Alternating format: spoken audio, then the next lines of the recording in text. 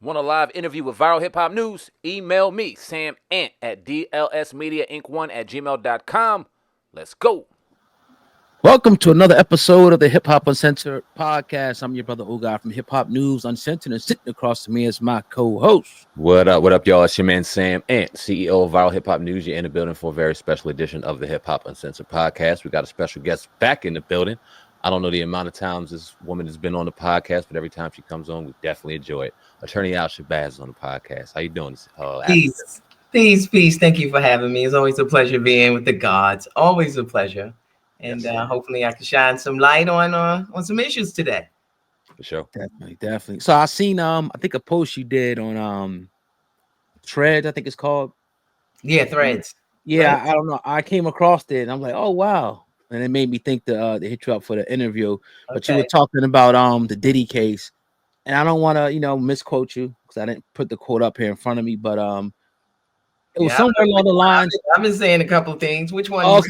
Which one you thought of? I think it might have been the one where you were talking about this is not a RICO case or it's more of a state. That one. Could you elaborate? So in the initial, looking at the initial evidence, the first few witnesses, my take was that this is a state domestic violence case being portrayed as a RICO case. That's what it looks like so far, and my position hasn't changed up until this day, considering the witnesses and all the testimony that I've seen so far. It still looks like a domestic violence case that they tried to roll into a RICO. Wow. So, yeah. If you're familiar with me, I don't deal in emotions when it comes to this stuff, right? And so it's very emotional, and a lot of people are having emotional reactions. But when it comes to the court, when it comes to what jurors have to look at, the thing that they have to do is set emotions aside.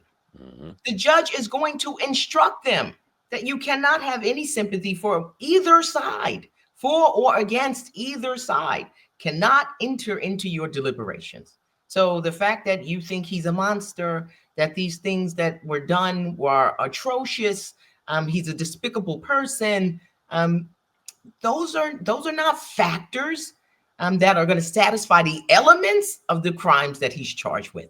And that's what it comes down to, whether or not those elements have been satisfied, right? And so when I'm looking at a RICO case, typically when we're looking at RICO, right, historically, these are prosecutions, everybody knows, organized crime, right? That's what you think of when you think about RICO. And then legislatively, when this was being enacted, it was to get those types of organizations that are shrouded in the secrecy and that they are engaging in these types of behavior for profit.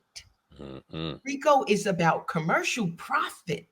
RICO is about engaging in particular types of crimes: extortion, drug trafficking, sex trafficking, bribery, embezzlement, loan sharking, those types of crimes for the purpose of making money,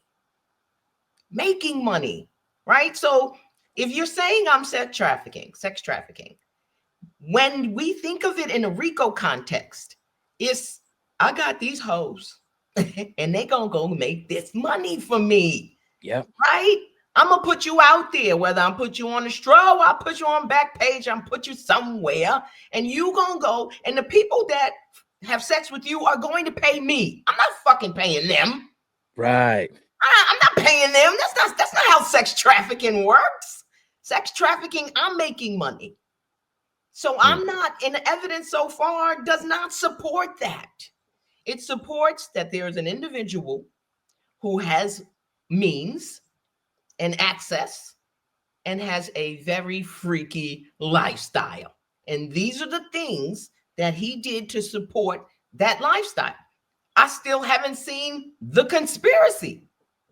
Where's the, okay, because by definition, conspiracy is you have to agree with one or more other people. Where's the conspiracy? Because the employees that are doing the bidding, they are not co-conspirators, right? Because if they are, how come they haven't been charged? Right.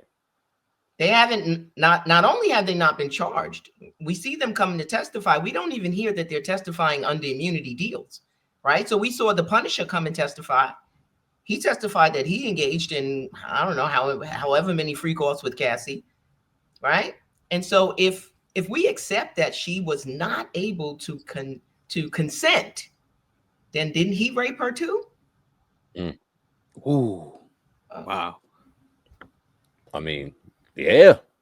Okay. Yeah. So he came in and he testified. No, she was with the shits, right? He came in, but what else was he gonna say? Was he gonna come in and say, you know what? She didn't look like she was kind of with it, but I still hit it. He's not gonna say that, because then you just lined yourself up. You a whole creep, right? You a creep and you low key a rapist. So he's not going to do that. He's going to come in and support, and his testimony, I think, supported the defense's theory of this case, that Cassie was a willing participant throughout all of these freak-offs. Even in some of them, she orchestrated them, she set them up, she paid in some instances. And so maybe what we're seeing is not rape, but I think I've talked about this before, is sexual regret. Sexual regret is not rape, right? But it could look like it. It could look like it, right?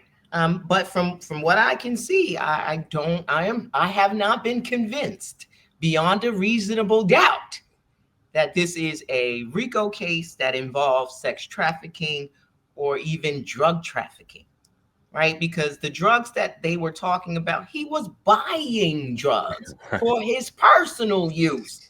That's not trafficking. Right. You know what I mean? Like, I don't care how you stretch this shit around. I don't care. It's not there. You can't make this, square peg fit into your round hole. I don't see it yet, though. Yet. I don't know. I say yet because we got 1 weekend and they claim that this trial is going to take 8 whole weeks. Wow. What? Really? 8? Who else y'all got? All right, so there may be another couple of victims. We know that there's at least one victim that's in the wind.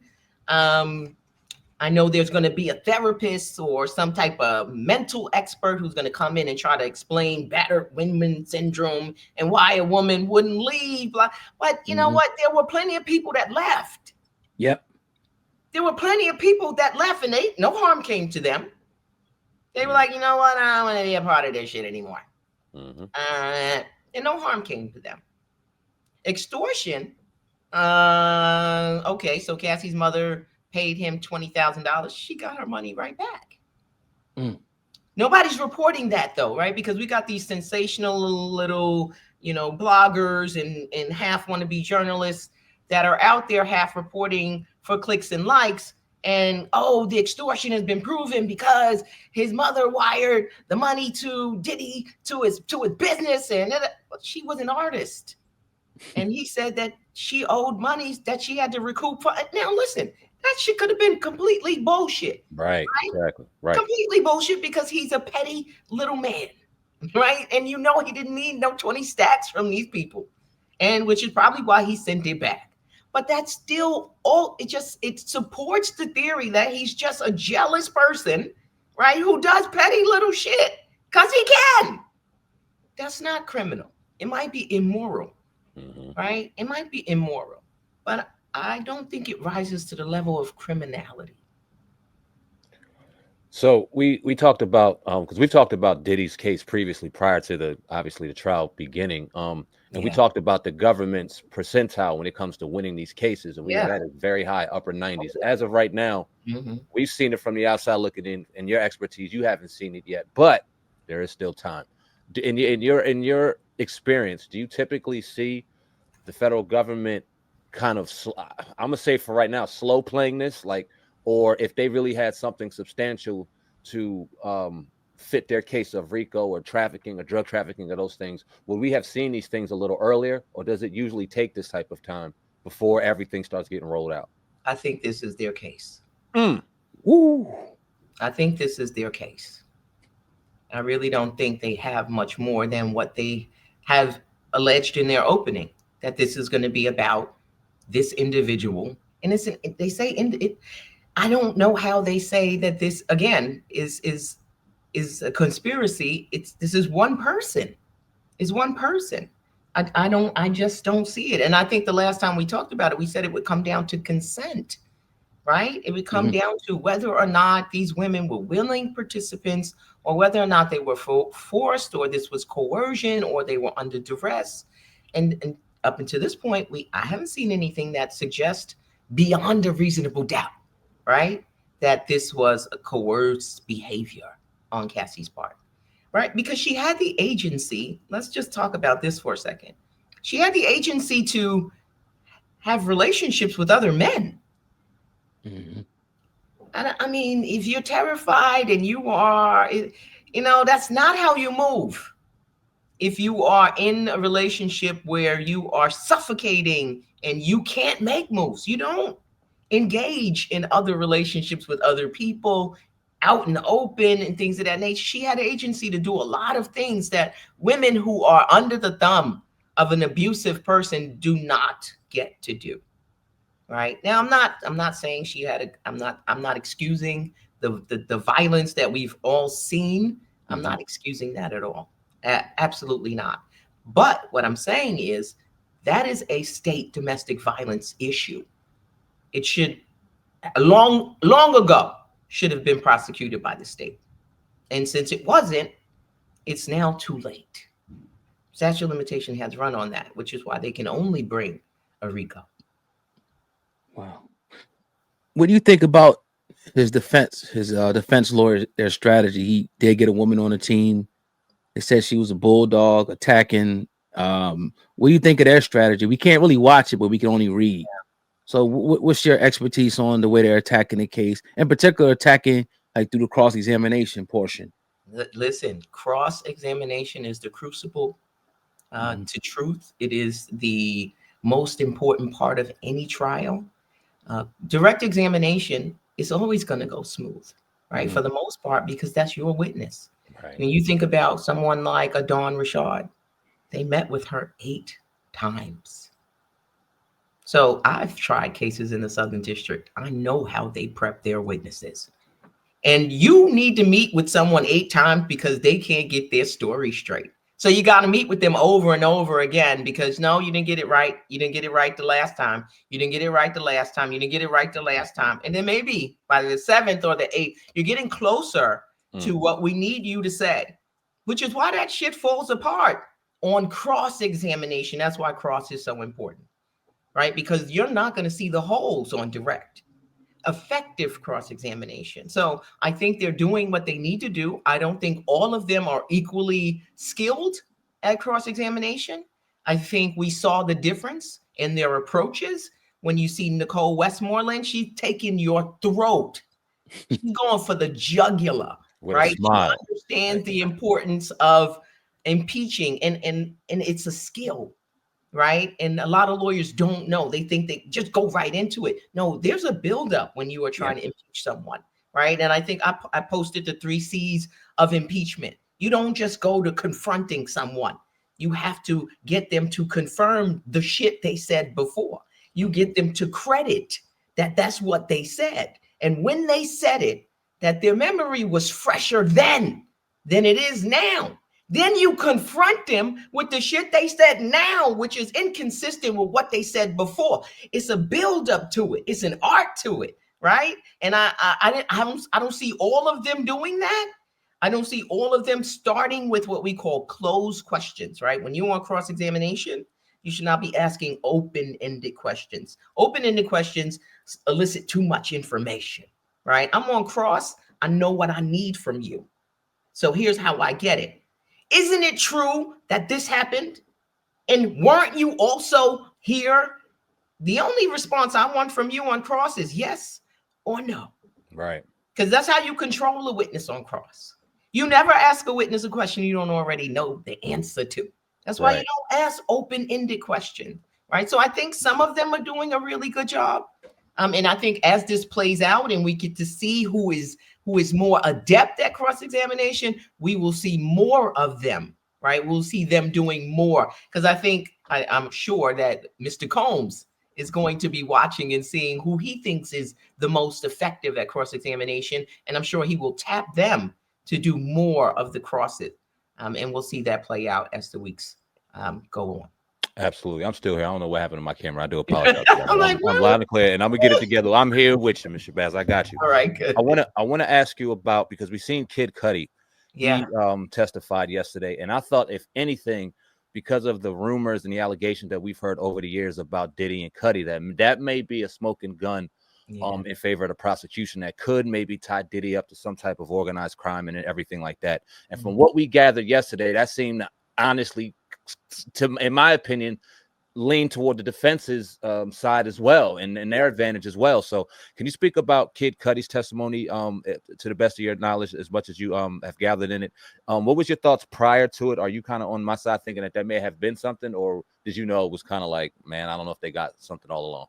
No, listen, I thought this person is not that dumb, right, Mr. Combs, that he would leave his fingerprints all over this thing if it was him. So it's a lot of speculation and conjecture that it was him who torched this man's car.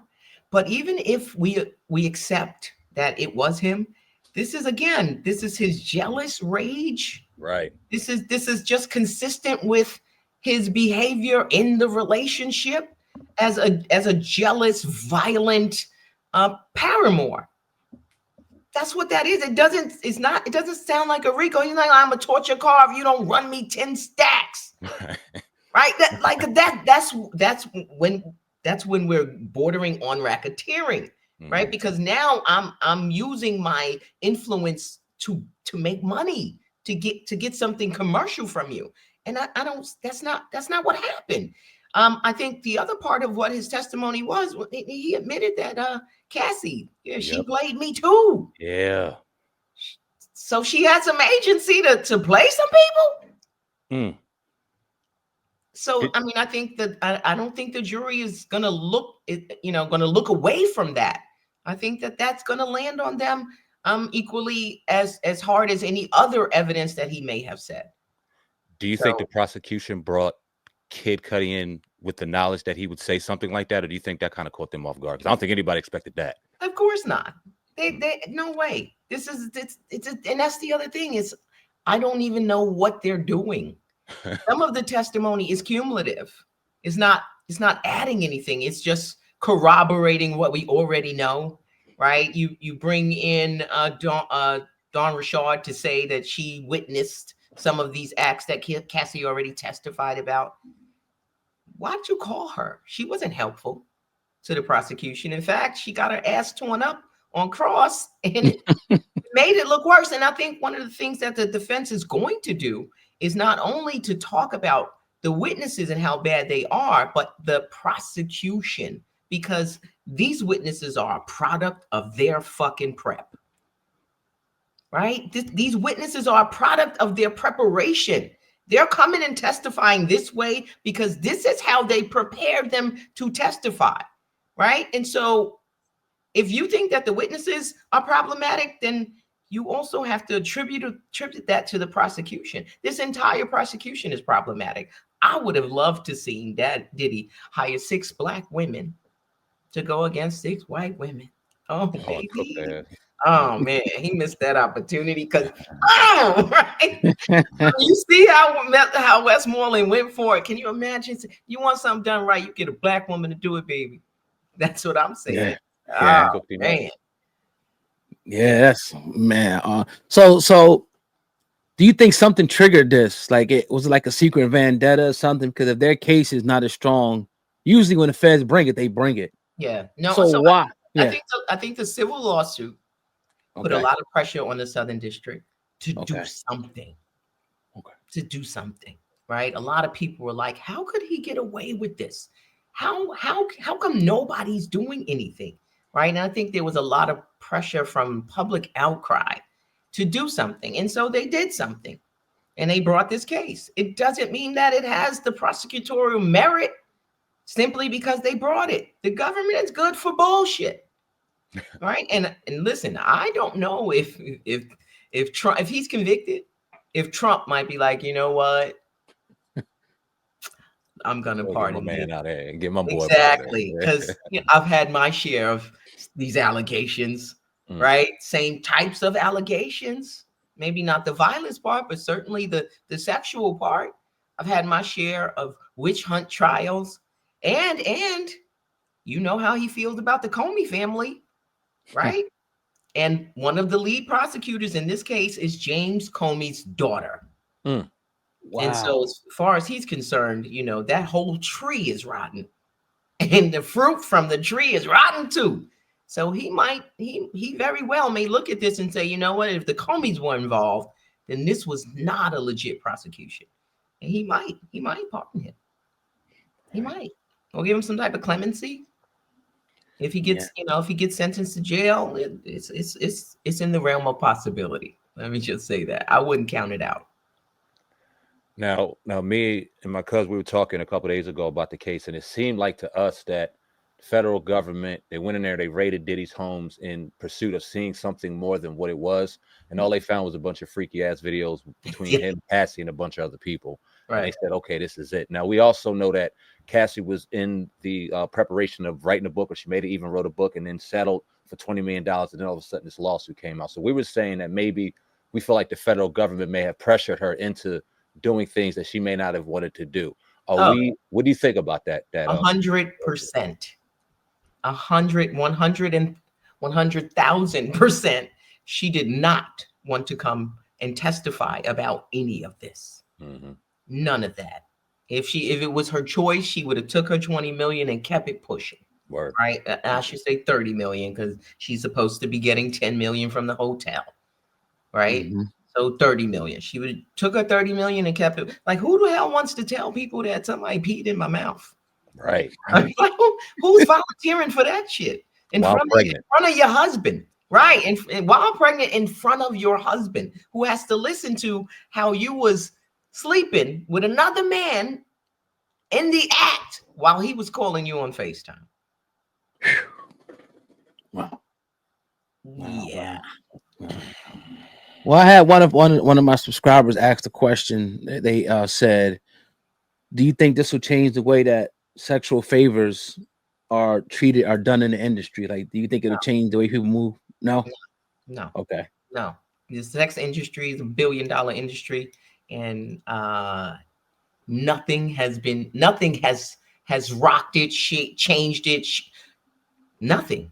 I think that industry is insulated from, you know, anything that could really affect it. No. Right. Okay. Definitely. No, we also talked about people gonna stop paying for Pornhub. People gonna stop ordering hoes. No. People gonna stop paying for pussy. No. It's the oldest profession for a reason. Mm-hmm. Right?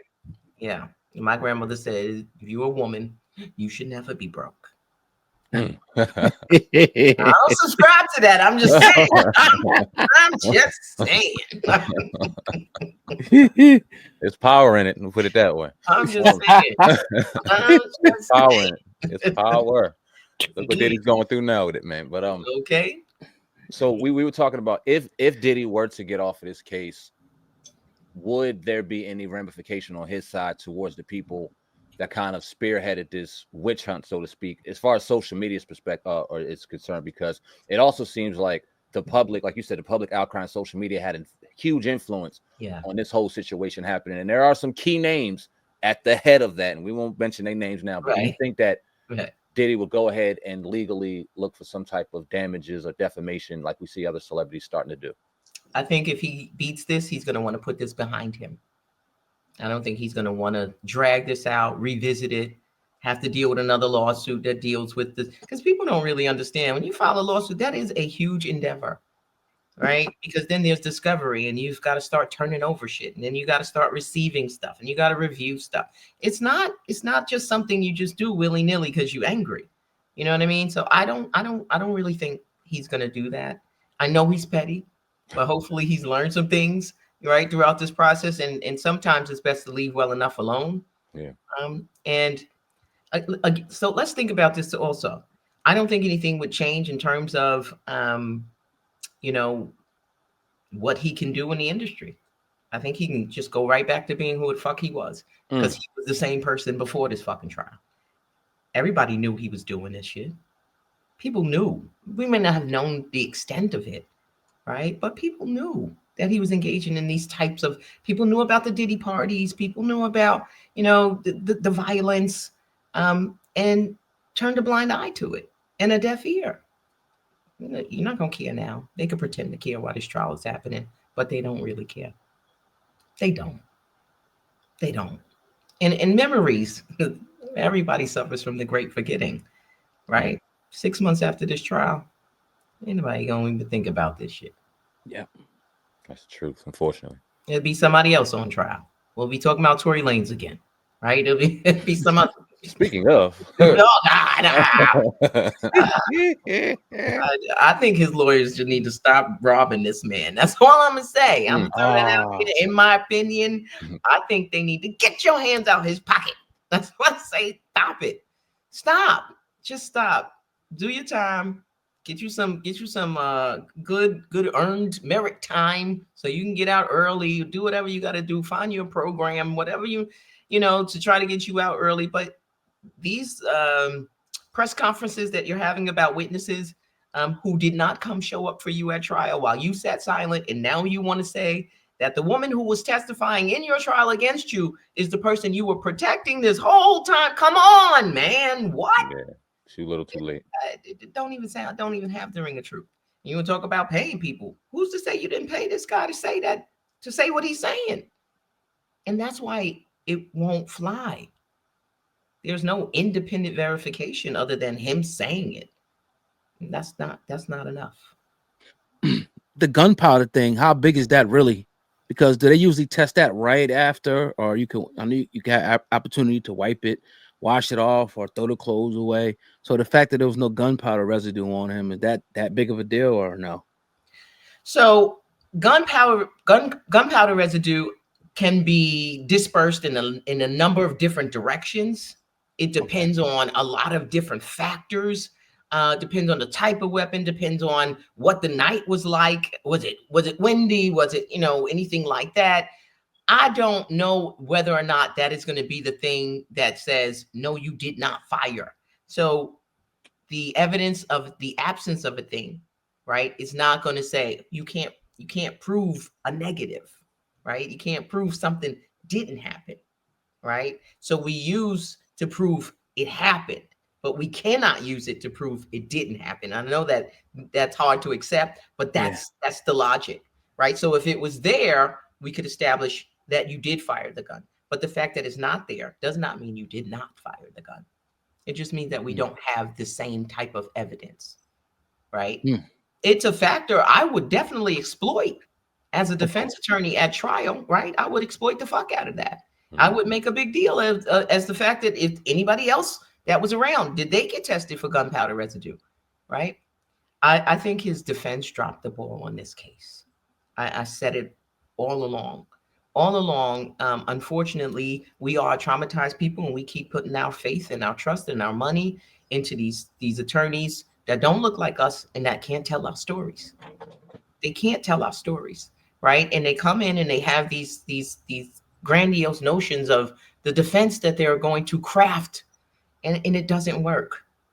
It doesn't work. They should never have gotten in front of the evidence in this case. And that was the biggest mistake the defense made. When you are a criminal defendant, you have nothing to prove. You have nothing to prove. And they should have let the case come to them. But instead, they tried to get in front of it. And I think that was their biggest mistake. Just off topic real quick, but as far as attorney and lawyers, how much of it as far as schooling is like a psychological learning and outside of the book learning, like how much of it is like learning the psyche of a person and the psyche and the mindset of people? Like how much is that coming to the learning of becoming a lawyer? It's a huge part. And you're not going to learn that in law school, right? So I'm a law school professor, right? I teach law school. Yeah. There are some things that come from life experience and things that you learn experientially, meaning that you only learn by doing them, right? And so you get to learn to read people by being around people, by engaging people, by doing this work. And that's not something that can be taught. You have to get in there and get in the grind and get that experience. And that's another thing that, there are a lot of lawyers talking about this case. Half of them may never try the case in federal court. Right? I would love for someone to start off with that question. Have you ever tried a federal case? Oh, no? Okay, shut the fuck up. But we're not getting that, right? We just get a lot of talking heads. And because it is rare because of the federal government's conviction rate, a lot of people don't go to trial, right? Think about that. A lot of people don't go to trial. So a lot of lawyers do not have federal trial experience. I'm not one of them. I have extensive federal trial experience in both the Southern District, the Eastern District. I've even tried cases in Utica, in the Western District, in Connecticut. Federal court. So I'm one of the rare ones that actually has this experience. And it's very different than state court. It's very different. That's why we love having you here. Yeah, definitely. I was going to ask you that because I listened to this one podcast, and the guy who was in jail for a long time. So he talks about, the differences of the courts or whatever the case may be. And he says sometimes more than most lawyers. Yeah, he knows a lot. He was just saying like they don't even respect state lawyers in the Fed. Is that true? 100%. Yeah. Okay. 100%. Because listen, when you walk into the federal building, it's like you in court for real. I feel like I'm a grown up and I'm in big girl court now. Like, oh, they actually gonna listen to me cite a case, right? Because it's more formal. The judges are there for life, right? So they are not beholden to anyone.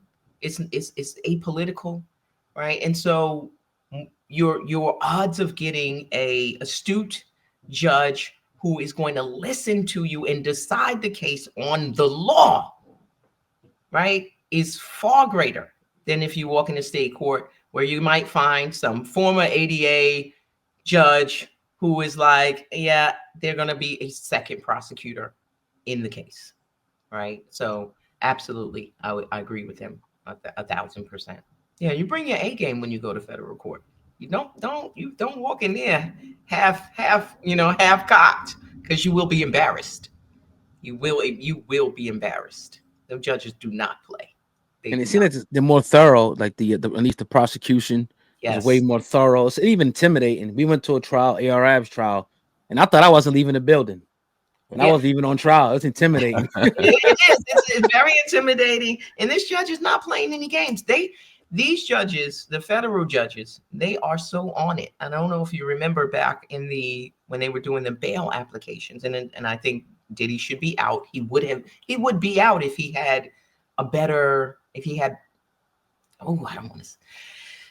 don't want to disparage anyone, but if they would have done a better bail package out the box, right? I think he would have been out, because I think this judge was really poised to give him bail, but I think the lawyers flubbed it, right? Because they made some representations that were not accurate, and they got called to the carpet on it. The judge was like, "You said that material was legal material. And you said it said legal material on it, and I have a picture of it. It doesn't say that. It doesn't say that, because they were arguing that certain documents that had been taken from Diddy's cell were protected material, right? Where the prosecution was saying that material is witness tampering, right? And so the lawyers were like, that's work product, right? That's protected because that's what he's using to help us with our trial. That was legal information. And the judge was like, no, it wasn't. It didn't say that, right? And so you lose credibility with the court. Now I'm not letting your client out. I don't trust shit you say. I don't trust you. Because when the court is taking a gamble and letting someone out who might be a threat to the public, who has the potential to be a threat to the public, they really are listening to what the court, you're an officer of the court. You have a duty of candor. That means you have to be honest, right? And so the court is taking you at your word in what you say. And if they find that you said something that is not true, they are not going to listen to you later, when you say, you know what, he's going to be, there's going to be a security outside and he's going to be monitored, and the court is like, yeah, no, denied. Mm. They did. I think they did that to themselves. Right. How much time does Diddy have to prepare? Like, do the attorneys come to the jail? Because obviously being at, home, it'd be different than being in jail. So how does that work? They come to the prison? They probably go to the prison after court every day. Okay. And that's that's one of the arguments that I did not hear them make, is how difficult it is to prepare and confer with your client when they are in, right? When they're in custody. It is exponentially more difficult to try a case with an in defendant than it is with an out defendant, right? Especially when you have this type of evidence is electronic format. So what we got to schlep our laptops here and there in hopes that we can get some Wi-Fi and or that the equipment at the jail, we hope that works, and our jump drives will work, and that it is so much more difficult. One of the things that I think I would have done strategically, right, is my client is Muslim, Judge. We need Fridays off. We need Fridays off. Right. That gives us a day to prepare, to meet with you, right? Which is not the weekend, because the weekends, lawyers, they have lives too. Right. Right. Got personal lives. They've got other cases that they need to tend to. Right. I think, having the Friday off would have been beneficial to the defense. And I don't know why they didn't try to get an accommodation like that. Right. Now, these I spoke to a few lawyers. Some charge like $400 an hour or more. How much you think this is going to cost, Diddy, when it's all said and done? I was like, $400 an hour? Come on, bro. That's crazy. Well, lawyers base their hourly rate on their experience, the length of time they've been practicing. So you won't have an attorney who just graduated from the bar talking about $400 an hour. You're not worth it. You're not worth it. You haven't demonstrated your ability. You haven't demonstrated your successful, your success rate, nothing like that. Right. So these are typically established attorneys who have a track record where they could point to and say, listen, I did this and this and this and this and this and this and that. Right. And I'm worth this money. So yeah, it can be expensive. Now, in terms of his case, typically these cases we do on a flat fee. Right. It wouldn't be an hourly fee, because that would be a nightmare trying to sit there and calculate, how many hours you spend on a trial. So it's easier to do it as a flat fee. And I'm sure somewhere in the millions of dollars. Right. In the millions of dollars. Because I think at this point he's 10 attorneys, right? Really? I think he's up to 10. Wow. I think there are 10 attorneys on the case right now. And let's just say they are each getting $200,000. Are they all? Oh, my bad. Go up. No, go ahead. Are they all as equally important? Like, does he need all of them to get out of what he's going through? So, just obviously from on the outside looking in, I think that he has tapped specific lawyers for their ability to do specific things. Yep. Right. Yep. And so I think each of them have different abilities. Brian still has a different ability than a Nicole Westmoreland. Xavier Donaldson has a different ability than Mark Agnifilo. They all have different approaches and styles. And I think as the weeks go on, like I said before, we'll start to see the ones that Sean Combs likes more. We'll see them doing more work, and we'll see the ones that he doesn't think are effective doing less. Yeah, no, I think that's probably the best possible strategy. Because if you're good in this, I'm getting this one. So this person's good in this type of thing. So he's doing a good job. My last question will be, make a prediction on the outcome of this case. Now, hopefully at the end of it, we can bring you back again. But what's your prediction now? Or is it too early to make a prediction? It's a little early, only because they claim it's supposed to be 7 more weeks. Okay. Right? 7 more weeks. And so there's no telling what other evidence they're going to bring. But if I had to predict right now, understanding the law as I understand it, right? And I'll say this, if any of us had to predict right now, the law requires that you find him not guilty. You know why? Because you haven't heard all of the evidence. Yeah. And since you haven't heard all of the evidence, you cannot be convinced beyond a reasonable doubt. The law says you cannot decide this case until you have heard all of the evidence.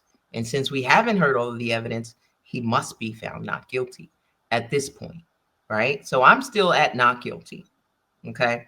I can see a hung jury. I could see a holdout.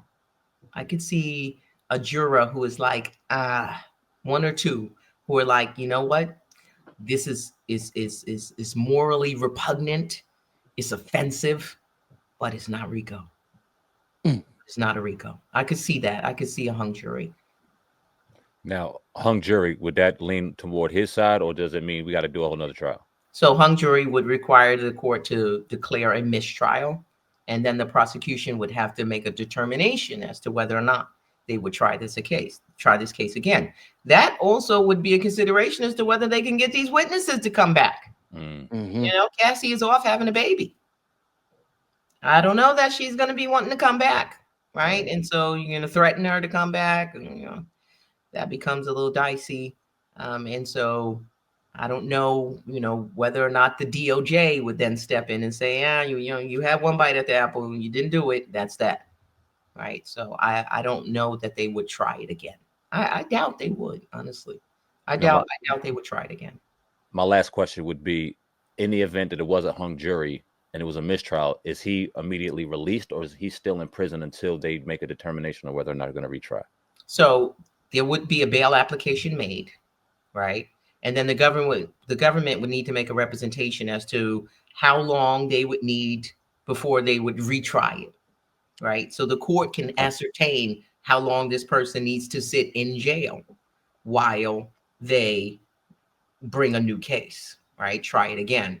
And so he could very well get a bail at that point. He could get a bail at that point.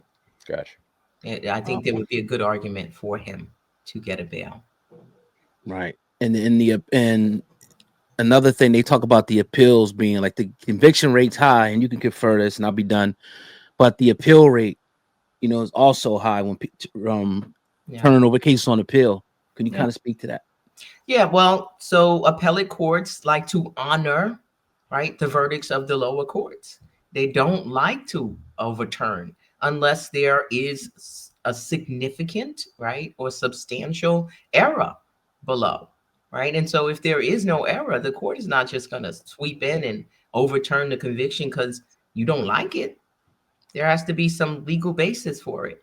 And so if there is a legal basis, the court will overturn. That's the beauty of the federal courts. Like state courts, I don't have that same confidence in state courts, because I've seen state courts where they can contort themselves in a way to uphold things that should not be upheld. We see it in the federal court. We see the Supreme Court doing that right now in some cases. And so, yeah, that's my answer on that.